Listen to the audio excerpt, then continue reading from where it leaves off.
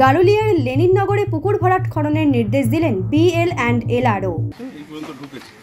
এই ট্যাঙ্কটা এই যে ট্যাঙ্কটা আমি বলে দিচ্ছি, এই পর্যন্ত এগুলো সব ঢুকেছে, এই ট্যাঙ্ক সব ঢুকেছে। নোয়াপাড়া থানার গারুলিয়া পুরসভার 13 নম্বর ওয়ার্ডের লেনিননগরে 19 কাঠা আয়তনের পুকুরের প্রায় অর্ধেকাংশ ভর্তি হয়ে গিয়েছে। এমনকি ভরাট হয়ে যাওয়া অংশের একপাশে ঘরবাড়িও নির্মাণ করা হয়েছে। বুধবার বেলায় পুকুর ভরাট হয়ে যাওয়া পুকুর পরিদর্শন করলেন ব্যারাকপুর 1 ব্লকের BL&LRO দীপঙ্কর রায়। ভরাট হয়ে যাওয়া অংশ খনন করে পুকুরটিকে পূর্বের অবস্থায় ফিরিয়ে আনার নির্দেশ দিলেন BL&LRO। 7 দিনের মধ্যে অবৈধ নির্মাণ ভেঙে ফেলার তিনি নির্দেশও দিলেন। এখানে এসে দেখলাম যে কি অলমোস্ট 25 থেকে 30% পুকুরের অংশটা ভরাট হয়ে গেছে অলরেডি, কিছু বাড়িঘরও হয়ে আছে আশেপাশে। তো সেই কন্ট্রোভার্সিতে আমরা যাচ্ছি না, কিন্তু যেহেতু দাগটা পুকুরটাকে পুকুর হিসেবে ফিরিয়ে দেওয়ার জন্যই আমরা প্রতিবদ্ধ, আর সেই জন্য আমরা যা এসে দেখলাম পুকুরটাকে মেপে দেখা হচ্ছে, মেপে দেখে অরিজিনাল পুকুরের যে অংশ ছিল সেটা পুকুর হিসেবে ফিরিয়ে দেওয়া হবে। পুকুরের মধ্যে অনেক জায়গায় দেখা যাচ্ছে বাড়ি তৈরি হয়ে গেছে, সেগুলো কি সরকারের তরফ থেকে ভেঙে দেওয়া? হ্যাঁ, ভেঙে দেওয়া হবে।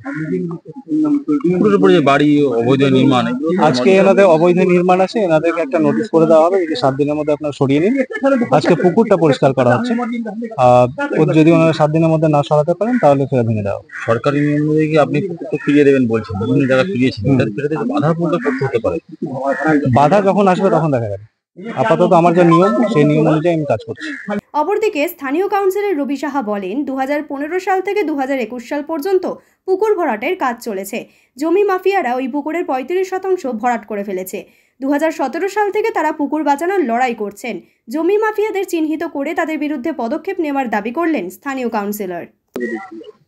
বিষয়টা হচ্ছে, এই যে পুকুরটা আপনারা এখানে দেখতে পাচ্ছেন, এইটা আমরা যখন ছোটবেলায় খেলাধুলা করতাম তখন আমরা এখানে এসে আমরা স্নান করতাম, এবং এই পুকুরে অনেকে সাঁতারও শিখেছে।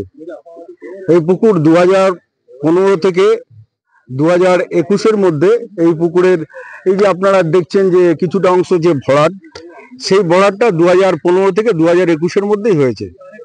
আমরা এই পুকুর নিয়ে লড়াই করছি 2017 সাল থেকে। এবার বিভিন্ন মানুষ এই পুকুর জেনে বুঝেই কিনেছেন, এবং যে সমস্ত বোকারদের থেকে কিনেছেন তারা জানে না যে অ্যাকচুয়াল যে পুকুর সেই পুকুর কোনোদিনও শালি জমি হয় বা পুকুর নর্মাল জমিতে পরিণত হয়। মমতা ব্যানার্জির নির্দেশ এবং রাজ্য সরকারের নির্দেশ অনুযায়ী আমরা এই পুকুরকে আমরা পুনরায় খনন করে আবার পুকুরের জায়গায় আমরা ফিরিয়ে আনতে চাই। সৌন্দর্যের জায়গা করছেন, সৌন্দর্যায়নের জন্য বিএলআর সাহেব বলছেন পুকুর ফিরিয়ে দেবেন, আপনিও বলছেন পুকুর ফিরিয়ে দেবেন। পুকুরটা যখন বোঝাই হলো তখন এই পুকুর এখনো কিন্তু অনেকটা অংশ এখনো পুকুরে জলে পরিণত আছে। 35 অংশ ভরাট হয়েছে।